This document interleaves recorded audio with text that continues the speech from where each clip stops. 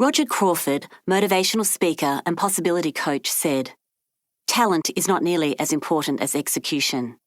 End quote. I want to be the best coach I can be. My first coaching experience was in Melbourne, Australia, at the local tennis club. At 14 years old, all I wanted to do after school was play sport, especially tennis. Being child number 3 in a family of 4 siblings meant that my parents could barely afford one tennis lesson per week. Furthermore, the mid-1980s, my money-making options were either working at the local fast food outlet or delivering newspapers. I had chosen the latter and was getting paid $7 per round that took me 3 afternoons a week to complete. Business-minded, even at that age, I was painfully aware that this path did not give me a great return on investment for the time and effort I was putting into the job. My tennis coach suggested that if I began tennis coaching 2 nights a week instead of the paper round, I could earn the equivalent pocket money, and he would provide an extra private lesson to me at no charge. It was such an amazing opportunity that I was keen to start the very next day. When he agreed, my coaching journey began. The next afternoon, I arrived at the courts feeling a sense of nervousness and excitement, whilst trying not to show it. I was trying to act professional. I had even spent time the night before applying white shoe polish to the tips of my Dunlop Valley runners to ensure they looked extra clean, because I saw clean, white shoes as a sign of professionalism. With very little guidance and no lesson plan, I simply decided to trust my gut and strode out onto the court to greet 6 children of various shapes and sizes.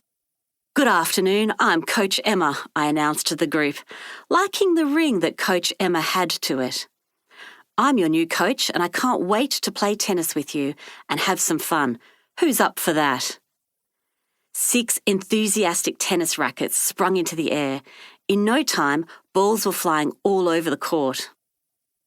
Whilst I was in fact copying the activities of the coach on the court next to me and thinking of the lessons I had received myself, I was delighted by how the children responded to my energy and how much I enjoyed the experience. The impact of this first coaching experience was so powerful that I walked off the court with the firm conviction, I want to be the best coach that I can be. Have you maximised your potential?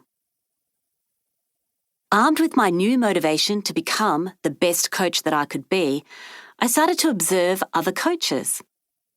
But it wasn't until several years later that I met David Parko Parkin, who gave me insight into how I could get closer to my goal.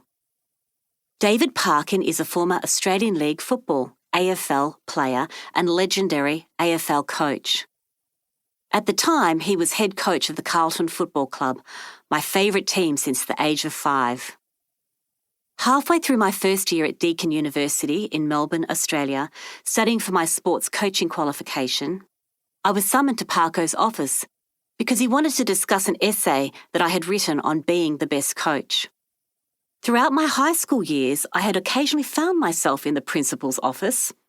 This was partly because skipping Italian class to work on my tennis skills was, in my opinion, time well spent.